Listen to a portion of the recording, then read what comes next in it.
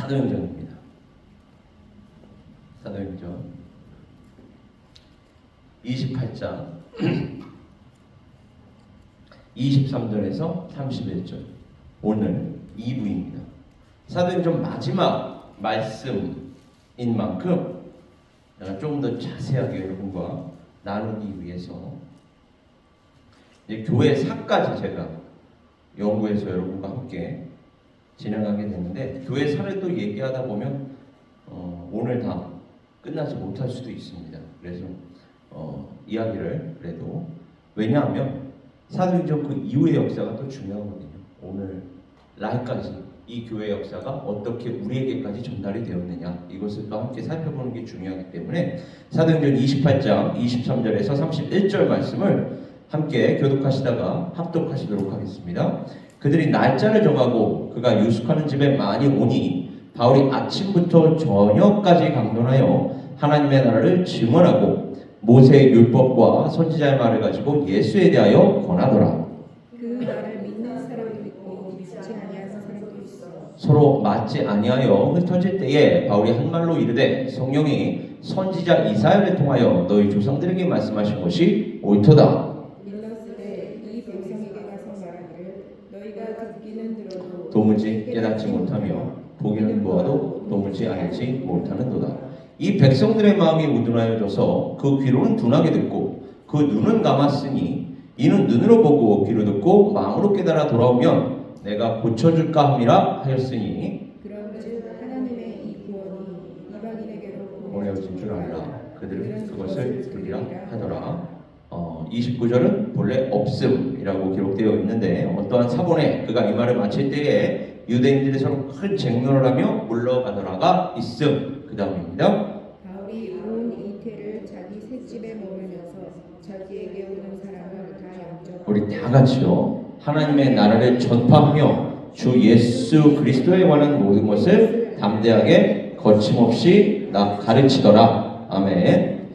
자, 어제 우리가 그 사도 바울의 하나님의 나라 증언, 그리고 심지어 구약 성경을 모세의 율법과 선지자로 지금 요약을 하면서 그것을 주 예수 그리스도와 연결을 시키면서 지금 사도 바울이 복음을 전하고 있다라는 그 장면, 그리고 오늘날 교회 또는 그리스도인들 또한 바로 이와 같이 하나님의 나라를 증언하고 또 구약 성경을 단순히 우리가 문자 그대로 유대인들이 보는 것과 같이 해석하면 안 되고, 예수 그리스도라는 렌즈, 예수 그리스도라는 관점으로 구약 성경에도 접근하여 그 오실 예수 그리스도, 그리고 그 신약 성경은 정말로 그 모든 구약 성경이 이야기했던 대로 오신 예수 그리스도, 그리고 오셔서 다 이루셨고 그것을 그래도 이해하지 못하고 알아듣지 못하자 하나님께서 당신의 그 사도들과 제자들을 통해서 그것이 무엇인지,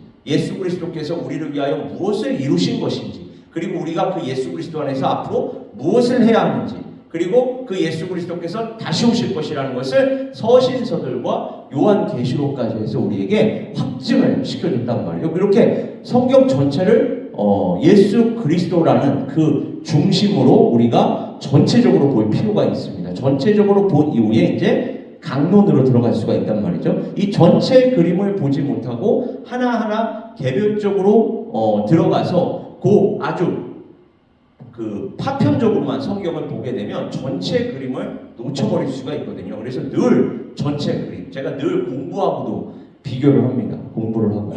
공부를 잘하는 사람들은 수학이면 수학의 어느 한 단어를 보는 게 아니라 수학의 맨 앞에 있는 목차를 먼저 딱 보는 거예요. 그래서 목차를 딱 보고 집합부터 시작해서 왜 그 미적분까지 가는 방향 속에서 이걸 먼저 배우고 그 다음에 저것으로 나아가고 그 다음에 그것으로 나아가고 해서 이게 마지막까지 이렇게 연결이 되는구나. 전체 그림을 보면서 그래서 방정식이 의미가 있고, 그래서 함수가 의미가 있고, 그래서 그래프를 그리는 것이고, 그리고 또 제곱수와 세제곱을 배우는 것이고, 이러한 것들을 전체 그림을 먼저 이해한 다음에 세부적으로 가야 거기에서 의미를 발견하고 더 열심히 배우게 되는 것이지, 전체 그림을 모르는 상태에서 그것만 보게 되면 전체 그림을 모르기 때문에 어느 순간 이것도 잊어버리게 돼요. 결국은. 그렇기 때문에 성경도 마찬가지입니다, 여러분. 성경의 전체 흐름을 먼저 우리가 이해하고, 이 전체적인 흐름 속에서 바로 이 책이, 이 장이, 이 구절이 바로 이러한 의미를 지니는구나로 연결이 되어야 잊어버리지도 않을 수 있고 더 큰 은혜를 받을 수가 있으며, 또 그러한 것들을 더 자세히 알고 깨달아서 나눌 수가 있는 것입니다. 오늘 본문 말씀을 보면은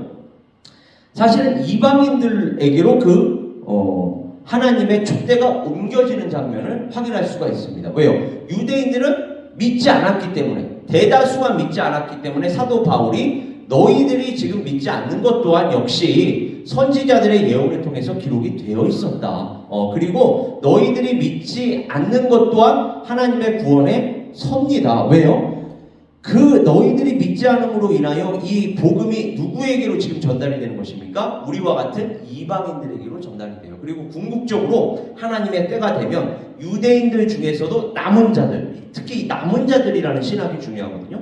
남은 자들은 다시 예수 그리스도께로 돌아올 것이다. 그리고 온 이스라엘이 구원을 받게 될 것이다 라고 이제 로마서에도 기록되어 있는데, 그렇게 하나님의 모든 한 사람 한 사람이 하나님께로 돌아올 때에 하나님의 때가 이르면 예수 그리스도께서 다시 오셔서 마침내 그 모든 나라를 완성하실 줄 믿습니다. 그때를 향해 나아가는 거예요. 그렇다고 해서 이걸 세대주의 신학으로 갖다 들이대면 안 됩니다. 세대주의 신학은 너무나도 성급한 일반화, 그리고 너무 문자적으로만, 지나친 문자주의로만 접근해서 우리로 하여금 극단적으로 하나님의 말씀을 전하고 성교하게 하기 때문에 하나님의 그 뜻과 섭리에 따라 우리가 사역을 해야지, 또 우리의 의지와 열심이 하나님의 뜻에 앞서 나아가면 안 됩니다. 우리는 늘 하나님의 말씀에 따라 나아가야 합니다. 그래서 바로 이러한 신비 속에서 이방인들이 비로소 이제 구원을 받게 되는데, 약속 밖에서는 사실 구원의 소망이 전혀 없는 자들로 묘사가 돼요. 오늘 본문 말씀뿐만이 아니라 이방인들은 하나님의 언약, 그 언약 밖에서 구원의 소망이 전혀 없는 자들이다. 예를 들어 말하자면 누가복음, 사도행전과 연결되어 있는 이 누가복음을 보면 이방인들이 어떻게 묘사가 되어 있느냐, 큰 잔치가 열리는데 그 큰 잔치에 초대를 받았으나 일치하게 사양하였던 자들, 과거형입니다. 사양하였던 자들, 그러나 이제는 초대를 받은 자들, 그래서 그 잔치에 참여하는 자들이 되는 거예요. 이렇게 일치하게 사양하였던 자들이. 그리고 이것과는 또 대조적으로 가난한 자들, 몸 불편한 자들, 맹인들, 저는 자들, 이 자들이 바로 이방인들입니다. 다시 한번요. 가난한 자들, 몸 불편한 자들, 맹인들, 저는 자들, 이들이 바로 누구예요? 지금 이방인들을 묘사하는 자들입니다. 그러면 아까 조금 전에 제가 얘기한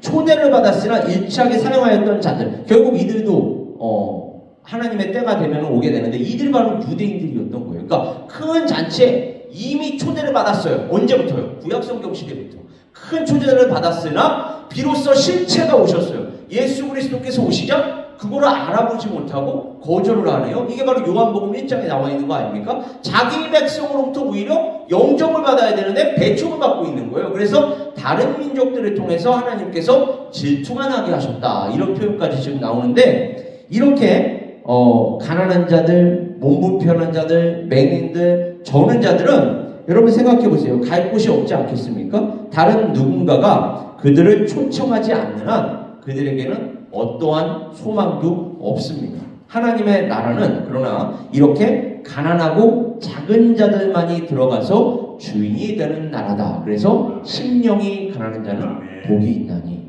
애통하는 자는 복이 있나니, 이렇게 이제 이어지는 거예요. 그러니까 심령이 가난한 자, 심령이 가난하다는 것은 어떠한 표현일까요? 어떠한 의미일까요? 하나님 없으면, 주 없으면 저는 살 수 없습니다 라는 신앙 고백이 있는 자들이에요. 이 땅 위에 돈을 붙잡고 사는 게 아니라, 이 땅 위에 권력을 붙잡고 사는 게 아니라, 그러한 것들 또한 하나님께서 우리에게 어떠한 목적이 있어서 허락하신 것들이지, 저는 그러한 것들 붙들고 살지 않겠습니다. 저는 하나님만 붙들고 살겠습니다 라는 신앙 고백으로 나아가는 자들, 그런 자들만이 하나님의 나라에 들어가서 하나님과 예수 그리스도와 왕노릇을 할 수 있다. 이렇게 그래서 작은 자가 큰 자가 될 수 있다라는 것입니다.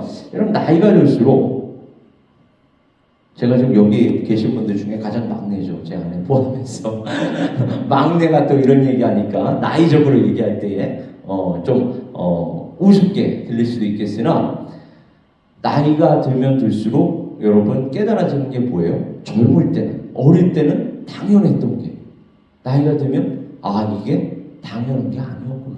그죠?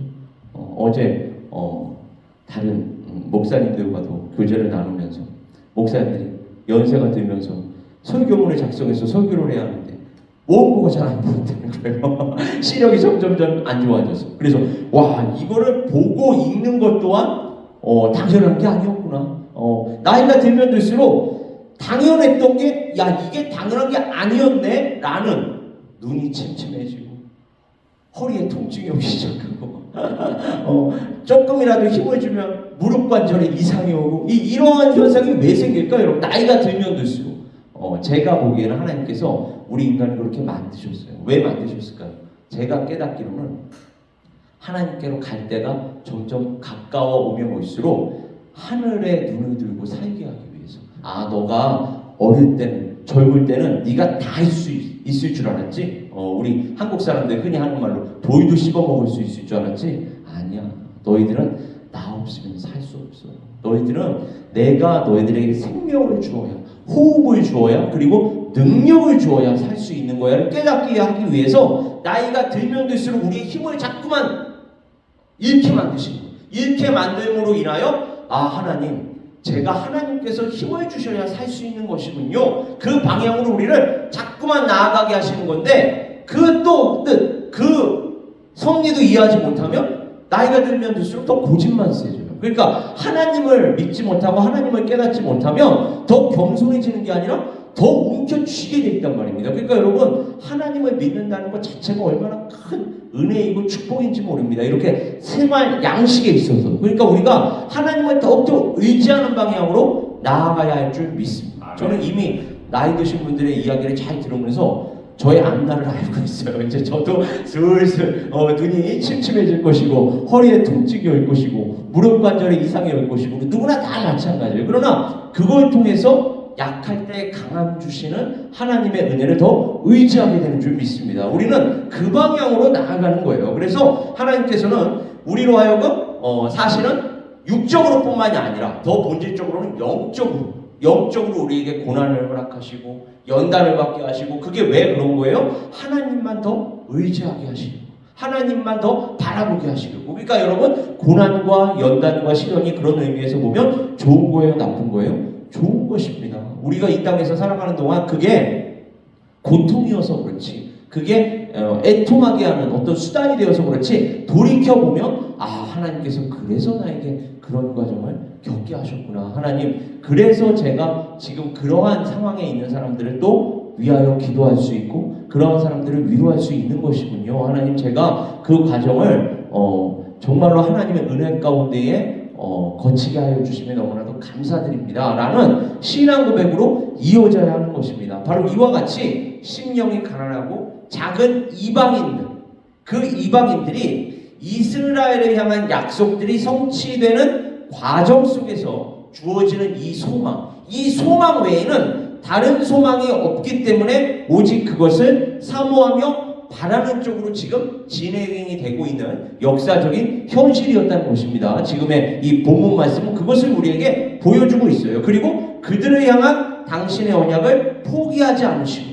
신실하신 하나님 아닙니까? 변함없이 선교 사역에 열심을 다하시는 그 하나님께서는 사실 이스라엘을 향한 선교 사역도 실패하지 않으셨었습니다. 더 나아가서 하나님께서는 오늘 본문 말씀에서 사도 바울로 이제는 유대인, 이방인 모두를 포함하여 자기에게 오는 사람을 그래서 이 말이 나오는 거예요. 자기에게 오는 사람을 다 영접하고 자기에게 오는 사람이 유대인이든 이방인이든 다 영접하고 그러니까 범우주적인 범지구적인 복음이 되었다는 것입니다. 예전에 구약성경 시대에는 이게 유대인들을 향한 1차적으로 유대인들을 향한 하나님의 언약이었다면 이제는 범지구적이고 범우주적인 그러한 복음이 되어서 자기에게 오는 사람을 다 영접하고, 이게 우리가 적용해야 할 포인트예요. 우리는 이제 인종, 민족, 언어 이런 거 상관없이 예수 그리스도의 마음으로 하나님의 복음을 나누어야 할 줄 믿습니다. 아멘. 그러기 위해서는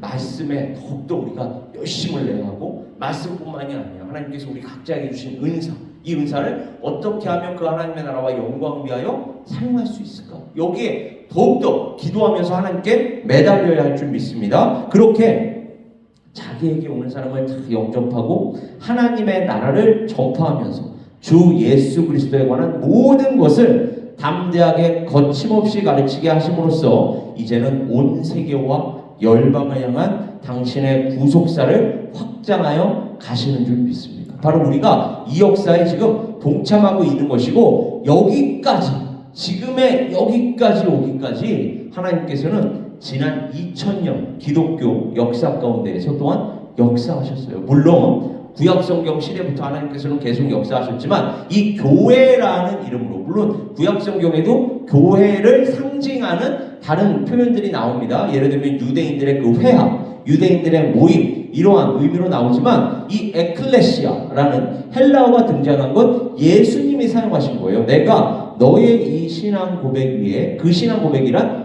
너희는 나를, 너는 나를 누구라고 하느냐라고 할 때 베드로가 주는 그리스도시요 살아계신 하나님의 아들이십니다. 그렇다.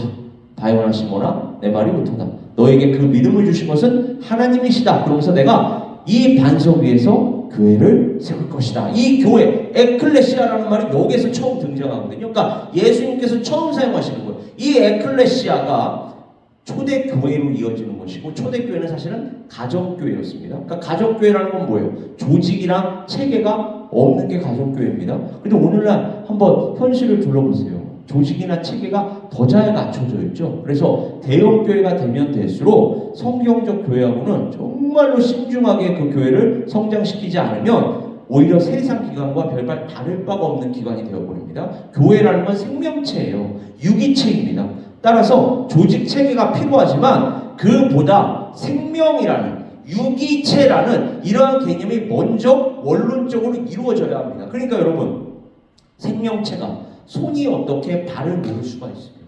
허리가 어떻게 나의 다른 신체 부위를 모을 수가 있겠습니까? 한 몸인데. 그런데 어떻게 된 게 한 교회 안에서 함께 신앙생활을 한다고 하면서 다른 형제자매들의 이름도 몰라요. 그게 무슨 생명체입니까? 그게 어떻게 유기체예요? 오늘 내 옆에서 예배드린 사람과 다음 주에 내 옆에서 예배드리는 사람, 그 다음 주에 내 옆에서 예배드리는 사람이 맨날 달라지고 그 사람들의 이름조차 몰라. 그게 어떻게 생명체입니까, 여러분? 그러니까 이러한 방향으로 나아가지 않도록 교회는 끊임없이, 우리 교회는 예수 그리스도의 생명으로 이루어진 공동체입니다라는 것을 확인시키기 위한 이러한 과정들이 필요해요, 교회는. 그리고 그 과정 가운데, 이러한 원리 가운데에 그 교회라는 공동체가 세워져야 할 줄 믿습니다. 그러니까 여러분, 그럼에도 불구하고 인간의 한계가 있어요. 목사가, 담임 목사가 200명, 300명이 넘어가잖아요, 성도 수가. 그거 그때부터 다 못 외웁니다. 그리고 그 이상이 돼서 1000명이 되고 2000명이 되고 10,000명이 되고, 그럼 교육자 수 자체도 다 외우기가 힘들어요. 교육자 수가 이제 너무너무 많아져 버려서. 아니, 교육자끼리도 서로 모르는, 그게 어떻게 성경적 교회라고 할 수가 있어요. 그러니까 여러분, 그렇다고 제가 대형교회로 무비판적으로 지금 아주 무조건적으로 비판하는 게 아니라, 그러한 부분은 우리가 조심해야 한다는 것입니다. 그게 성경적 교회인지 아닌지를 우리가 끊임없이 진단하면서, 우리가 그렇다면 성경적 교회를 어떻게 세워갈 수 있을까를 함께 고민하고 함께 기도하면서 나아가야 한다는 거예요. 그러한 교회들을 제가 비판하는 게 아니라, 그러한 모습이 과연 성경적 교회인가를 우리는 끊임없이 말씀에 따라 진단하면서, 그렇다면 말씀에 따라 우리가 성경적 교회, 그 공동체를 어떻게 세워갈 수 있을까를 함께 고민하고 함께 나아가야 한다는 것이 저의 지금 포인트입니다. 그래서 이 교회라는 것, 그 교회를 하나님께서 지금까지 어떻게 세워오셨느냐. 제가 이제 기회가 되면 여러분, 교회사, 철치 히스토리를 언젠가 한번 나눌 기회가 있다면 성경 공부 시간이나 아니면 직분자 교육이나 제자 훈련을 통해서 함께 나눌 거예요. 물론 한두 시간으로 이루어지지 않습니다. 최소한 성경 공부처럼 반년, 1년 이상 가야 할 줄 몰라요. 왜요? 침례 침례교회가 어떤 교회예요? 감리교회가 어떤 교회예요? 장로교회가 어떤 교회예요? 순복음이 어떤 교회고, 그리고 지금 이 근현대 오기 전까지 그 로먼 캐톨릭에 둘러싸여 있던 우리 교회의 현실이 어떠했으며, 그래서 왜 마틴 루터를 비롯한 칼빈을 비롯한 쯔빙글리를 비롯한 에나베프티스트를 비롯한 이러한 사람들이 왜 그들로부터 종교개혁을 일으킬 수밖에 없었느냐. 그리고 그 이후에 수많은 교단들이 생기고 그 교단들이 각각 다른 색채를 띠게 되고, 오늘날 그럼 우리가 지금 몸담고 있는 이 남침례교는 도대체 어떠한 교단인가, 무엇을 믿고 있는가, 또 무엇을 향해 우리가 가야 하는가를 분명히 알고 신앙생활을 하셔야지, 신앙생활을 하신다고 하면서 그저 그냥 아무것도 모르고 그냥 목사 설교, 그것도 일주일에 주일 설교에만 의지해서 신앙생활을 하는 거, 이건 결코 성경적인 신앙생활이라고 할 수가 없습니다. 우리는 하나님의 말씀을 열심히 공부해야 하고 그 말씀에 따라 기도해야 할 뿐만 아니라 그 말씀과 기도를 하나님의 백성들이, 교회가 지금 지난 2000년 역사 가운데 어떠한 시행착오를 겪으면서 여기까지 왔고, 지금 우리가 디디고 있는 이 현실은 어떠한 현실인가, 그리고 과거를 알아야 우리가 지금의 현재도 알 수 있을 뿐만 아니라 우리 교회가 앞으로 어떻게 나아가야 할 것인가도 우리가 통찰력을 얻을 수가 있거든요. 이게 통합적으로 가야 한다는 거예요. 그래서 항상 신학과 성경과 교회사가 함께 통합적으로 가야 돼요. 그래야 하나님께서 진정으로 원하시는 그 교회가 될 수 있고, 또 이 시대가 원하는 이 시대가 필요로 하는, 또 하나님께서 원하시는 그 사역을 함께 기도하면서 이룰 줄 믿습니다. 자, 사도행전 21장 20절을 가보면 그들이 듣고 하나님께 영광을 돌리고 바울더러 이르되, 형제여, 그대도 보는 바에 유대인 중에 믿는 자 수만 명이 있으니 다 율법의 열성을 가진 자라. 사실 이 말씀을 통해서 우리가 알 수 있는 건 뭐예요?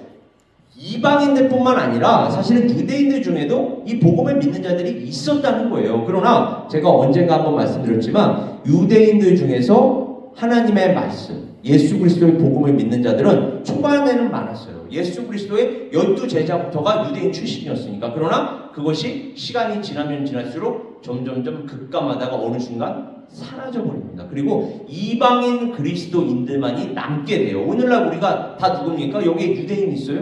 아무도 없잖아요. 그렇죠? 다 이방인 그리스도인들입니다. 우리는 이들만 살아남았는데 지금도 하나님께서는 유대인들 중에 그리스도인들을 또 남겨두셨습니다. 그들을 저는 분명히 사용하실 줄 믿어요. 그리고 우리는 그들과 한마음과 한뜻되어서 역시나 하나님의 나라와 영광을 위하여 함께 나아가야 할 줄 믿습니다. 그래서 전도가 필요하고, 그래서 선교가 필요해요. 그리고 전도와 선교를 위해서 우리가 이 가져가야 할 그러한 마음가짐은 어떻느냐? 사도행전 20장 24절 보면 내가 달려간 길과 주 예수께 받은 사명 곧 하나님의 은혜의 복음을 증언하는 일을 마치려 하면은 나의 생명조차 조금도 귀한 것으로 여기지 아니하노라. 이게 바로 우리의 마음가짐이어야 할 줄 믿습니다.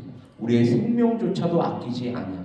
여러분, 우리는 이 세상이 끝이 아닙니다. 하나님의 나라가 끝이에요. 이 세상이 주지 못하는 어마어마한 보험을 갖고 있어요.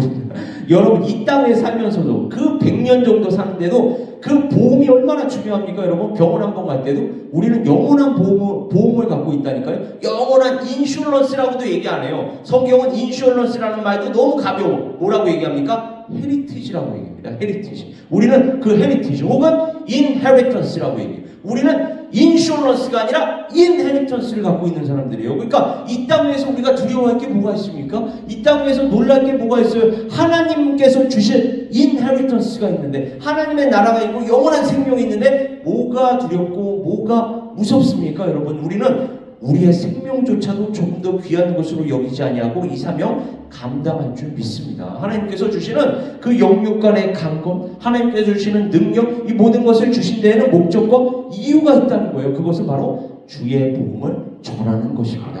그리고 고린도전서를 가보더라도 내가 복음을 전할지라도 자랑할 것이 없다. 왜요? 내가 부득불 할 일임이라. 만일 복음을 전하지 아니하면 오히려 내게 화가 있을 것이로다. 따라서 우리는 복음을 전하되 어떻게 전하여야 합니까? 바로 성령으로 말미암아 성령의 능력을 받아. 그래서 오직 성령이 너희에게 임하시며 너희가 권능을 받고 예루살렘과 온 유대와 사마리아와 땅끝까지 이르러 내 증인이 되리라. 너희가 나를 눈으로 봤잖아. 귀로 들었잖아. 그렇다면 법정에서 목격자, 증인으로 나서서 증인할 수 있는 사람은 그것을 눈으로 보고 귀로 들은 사람이거든요. 우리는 1차적으로 눈으로 보고 귀로 들은 사람들의 증언, 그 사도적인 전통 위에서 이 말씀을 지금 함께 나누고 있습니다. 그리고 그 증언을 우리가 영적으로 눈으로 육안으로 보고 또 육적인 귀로 듣지는 못했지만 그렇게 사도적 전통, 사도적인 신앙 위에서 성경을 받았고 이 성경을 받은 것을 우리가 믿고 함께 지금 배우면서 나아가고 있기 때문에 증인의 역할을 감당할 수 있는 거예요. 증인의 사명을 감당할 수 있을 줄 믿습니다. 그리고 그 이후에 1세기 교부였던, 제가 교회사를 얘기한다고 그랬는데 벌써 끝날 시간입니다. 우리 다음 주에 함께 나눌 텐데 다음 주 금요일을 놓치지 마십시오. 교회사를 제가 같이 얘기할 겁니다. 여러분, 교회사가 알면 할수록 얼마나 정말로 하나님께서 와 이렇게 역사하셨구나, 알면 할수록 얼마나 흥미로운지 몰라요. 그리고 와 오늘날 이 시대에는 하나님께서 그렇다면 어떻게 역사하실까? 나를 통하여, 우리 교회를 통하여 어떻게 역사하실까? 하나님의 그 역사가 너무너무 기대가 됩니다. 하나님께서 응답하실 줄 믿고 우리가 기도합니다. 오늘의 이 중보기도 또한 저는 그런 신앙 고백을 위해서 함께 기도해야 할 줄 믿습니다. 하나님께서 반드시 응답하실 거예요. 반드시 우리의 기도를 사용하실 줄 믿습니다. 이후에 있을 그 중보기도 또한 바로 이와 같이 하나님께서 사용하시는 도구가 되고 수단이 되고 능력이 될 줄 믿습니다. 그리고 우리는 거기에 그저 동참함으로 인하여 감사와 영광과 찬양을 올리는 한 사람 한 사람 교회가 되어야 할 줄 믿습니다. 바로 이와 같은 우리 에베네스의 성교교회 될 수 있기를 주님의 이름으로 축원합니다. 우리 시간 함께 기도하도록 하겠습니다. 아버지 하나님,